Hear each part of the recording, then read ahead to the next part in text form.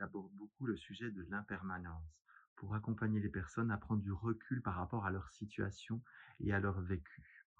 Et je démarre notamment en expliquant que au niveau subatomique, atomique, nos hem, particules ou les particules de la matière tournent, les électrons tournent autour du noyau, heu et du coup, la matière existe par le mouvement, par le mouvement.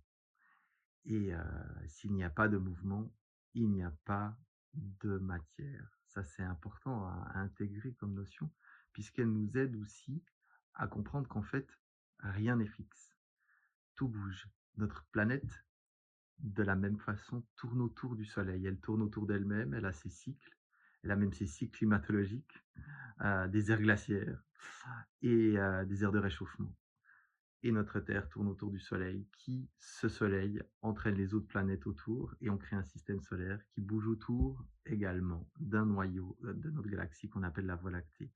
Et ce qui est important, en fait, c'est finalement de comprendre que même si on voudrait que tout soit fixe, eh bien, notre esprit a de la peine, parfois dans des difficultés, à voir qu'en fait, tout bouge, tout change.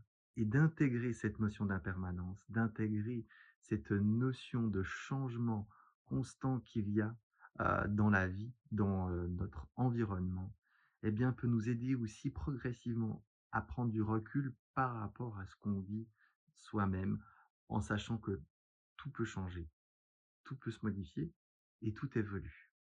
Et ça nous aide à moins nous accrocher sur un élément fixe qui arrive à un moment T de notre vie.